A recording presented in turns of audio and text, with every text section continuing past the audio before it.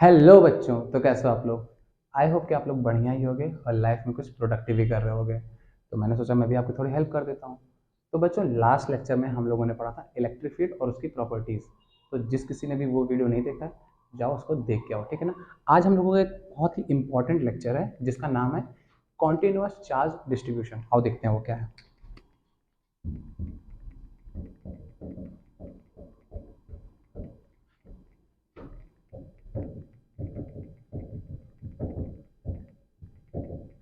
ये बड़ा important topic है। अगर आपको ये टॉपिक नहीं आया तो आप लोगों को थोड़ी सी प्रॉब्लम अब इसके आगे हो सकती है, न्यूमेरिकल्स में भी और डेरिवेशंस में भी, ठीक है। तो आइए देखते हैं ये होता क्या है।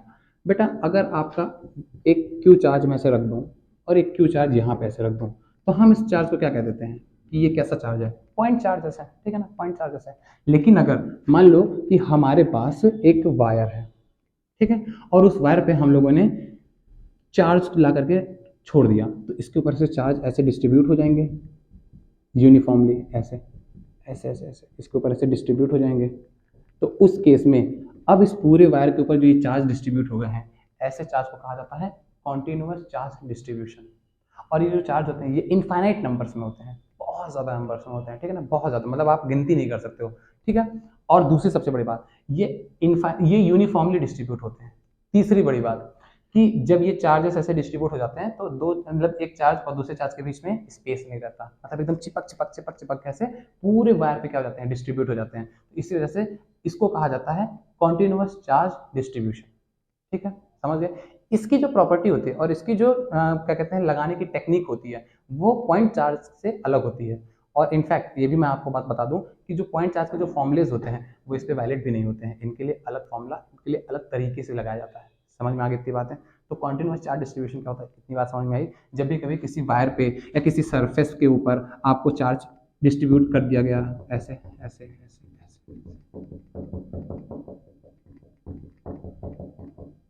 ऐसे चार्जेस डिस्ट्रीब्यूट कर दिया जाए, तो इसी को कहा जाता है कॉन्टिन्यूअस चार्ज डिस्ट्रीब्यूशन। समझ में आ गई बात। जब भी कभी किसी वायर पे, किसी सरफेस पे या किसी वॉल्यूम में चार्ज को ला करके डिस्ट्रीब्यूट कर दिया जाए तो वो यूनिफॉर्मली उसके ऊपर क्या हो जाते हैं, स्प्रेड हो जाते हैं। तो उस केस में वो पूरा जो सिस्टम होता है उसको कॉन्टिन्यूअस चार्ज डिस्ट्रीब्यूशन का केस माना जाता है। और फिर वो पॉइंट चार्जेस से बहुत ज़्यादा अलग होती है प्रॉपर्टी, और पॉइंट चार्ज के कोई भी फॉर्मूले उसके ऊपर वैलिड नहीं होते हैं। यहाँ पे मैं कुछ बातें उसकी लिख दूंगा, आप लोग उसको नोट डाउन जरूर कर लेना, ठीक है। तो आइए अब डायरेक्टली चलते हैं कि कॉन्टिन्यूअस चार्ज डिस्ट्रीब्यूशन कितने प्रकार का होता है, ठीक है। आइए देखते हैं कितने प्रकार का होता है। तो सबसे पहला होता है linear charge distribution,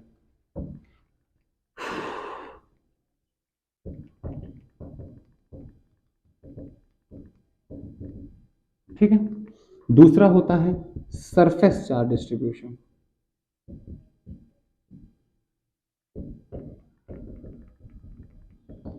surface charge distribution.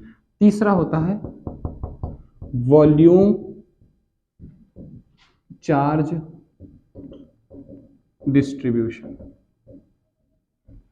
तो आइए देखते हैं कि ये होता क्या है।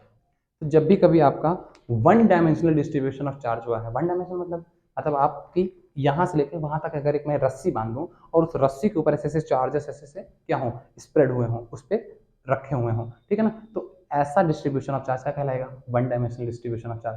तो जब भी कभी one dimensional distribution of charge होता है तो उसको कहा जाता है लीनियर चार्ज डिस्ट्रीब्यूशन, मतलब कि लाइन के ऊपर चार्ज डिस्ट्रीब्यूट है वन डायमेंशन में, ठीक है। और अगर कभी भी two dimensional distribution of charge होता है, मतलब किसी सरफेस के ऊपर, जैसे मान लीजिए सरफेस है, इस सरफेस के ऊपर अगर मैंने चार्ज को डिस्ट्रीब्यूट कर दिया तो इसको कहा जाएगा two dimensional distribution of charge, surface charge distribution, समझ गए। क्योंकि इसमें लेंथ और ब्रेथ दोनों में हुआ है, सरफेस के ऊपर चार्ज डिस्ट्रीब्यूट हुआ है ना, तो लेंथ और ब्रेथ दोनों के ऊपर चार्ज का डिस्ट्रीब्यूशन हुआ है, तो इसको कहा जाता है सरफेस चार्ज डिस्ट्रीब्यूशन। और वॉल्यूम चार्ज डिस्ट्रीब्यूशन क्या होता है, जब भी कभी बल्क में, वॉल्यूम में चार्ज का डिस्ट्रीब्यूशन हो जाए तो उसे कहा जाता है वॉल्यूम चार्ज डिस्ट्रीब्यूशन, समझ गए।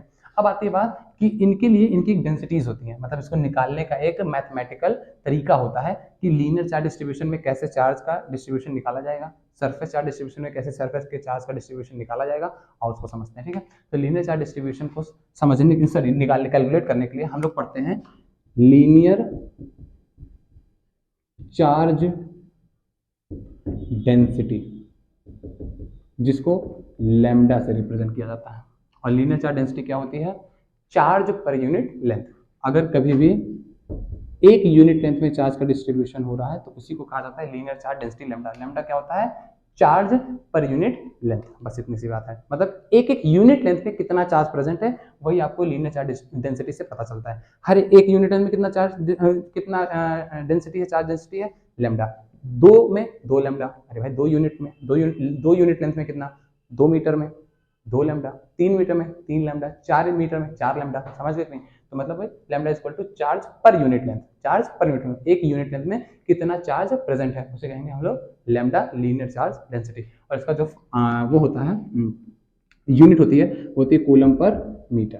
Coulomb per metre. इसका अगर डायमेंशन अगर आपको पता करना हो तो इसका डायमेंशन हो जाएगा कूलम का होता है बेटा 80 और मीटर का होता है L। तो इसको ऊपर लेके जाइए तो हो जाएगा आपका m0 L-1 A, नहीं सॉरी T फिर A। ये हो जाएगा आपका लीनियर चार्ज डेंसिटी का डायमेंशन, मतलब लैम्डा का डायमेंशन। ठीक है, किसी को कोई दिक्कत की बात इतने में नहीं हो सकती। चलिए बढ़िया है। अब आती है बात यहाँ पर हमारे, अच्छा यहाँ बता देता हूँ सरफेस चार्ज डिस्ट्रीब्यूशन को निकालने का मेथड क्या होता है। सरफेस चार्ज डिस्ट्रीब्यूशन को निकालने का मेथड होता है सरफेस चार्ज डेंसिटी। ठीक है, क्या होती है? Surface charge density. इसको हम लोग बेटा सिग्मा से रिप्रेजेंट करते हैं। किससे? सिग्मा से। और ये सिग्मा आपको क्या बताता है? Charge per unit area. एक यूनिट एरिया में कितना चार्ज प्रेजेंट है उसी को कहा जाता है सरफेस चार्ज डेंसिटी, सिग्मा। ठीक है, आइए इसको देखते हैं। Sigma is equal to charge per unit area.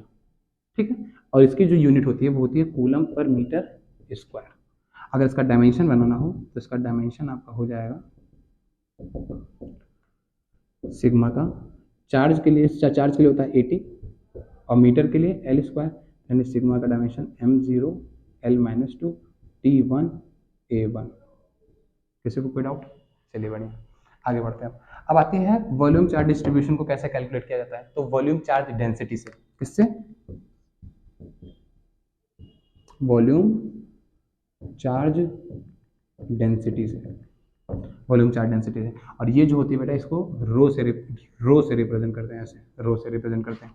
ये क्या होता है?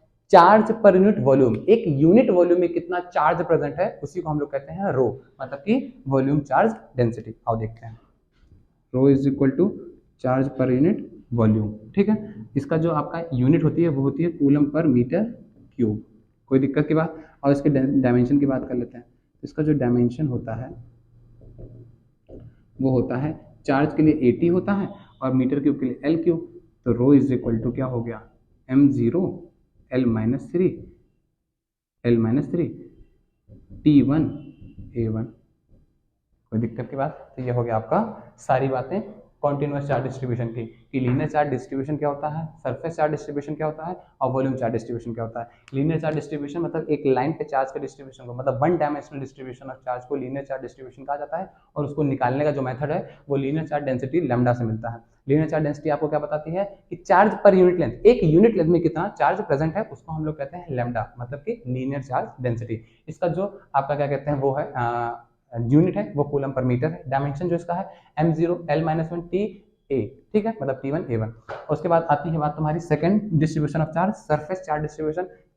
Two dimensional distribution of charge को सरफेस चार्ज डिस्ट्रीब्यूशन कहा जाता है, मतलब कि 2D सरफेस पे अगर चार्ज डिस्ट्रीब्यूट होगा तो उसी को कहा जाएगा सरफेस चार्ज डिस्ट्रीब्यूशन। और इसको निकालने का मेथड होता है सरफेस चार्ज डेंसिटी, जिसे सिग्मा से रिप्रेजेंट करते हैं। और इसका फॉर्मूला होता है चार्ज पर यूनिट एरिया, मतलब एक यूनिट एरिया में कितना चार्ज प्रेजेंट है उसी को कहते हैं सिग्मा, मतलब सरफेस चार्ज डेंसिटी। इसका जो यूनिट होती है वो होती है कूलम पर मीटर स्क्वायर और इसका डायमेंशन होता है m0 L-2 T1 A1। ठीक है, उसके बाद आता है थर्ड डिस्ट्रीब्यूशन होता है जिसे हम कहते हैं वॉल्यूम चार्ज डिस्ट्रीब्यूशन।